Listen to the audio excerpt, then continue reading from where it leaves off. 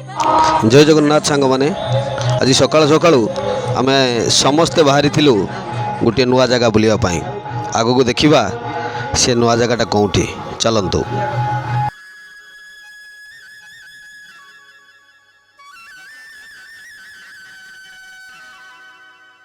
बाटरे गला बेले बाबा चंदनेश्वर गला बेले बाबा चंदनेश्वर मंदिर पुणे आगे चलिलु चलंतु आगो को जिबा।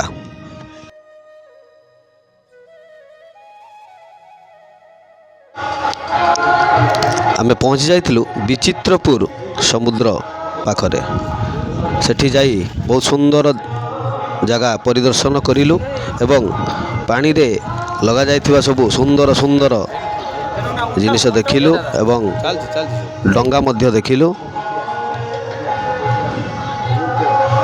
आइसक्रीम खाइबा पई भीड़ आम पिला मानकर कहले न सरे समस्त मिसी कुल्फी मध्य खाइलु।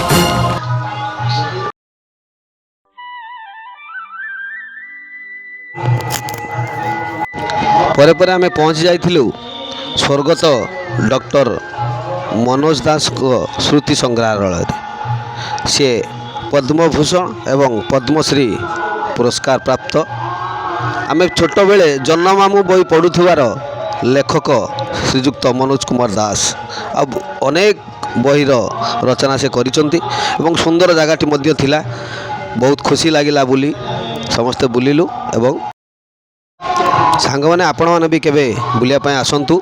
शंखारी गाँव रे संग्रहालयटी अवस्थित ओडिशा सरकार द्वारा स्वीकृति प्राप्त आपण मैंने आसी थरे बुली जातु। आपण मानक जदि मो वीडियोटी बहुत भल लगी थाए ताले निश्चित लाइक कमेंट शेयर एवं सब्सक्राइब करने को जमा भूलिबेनी। रहुची जय जगन्नाथ।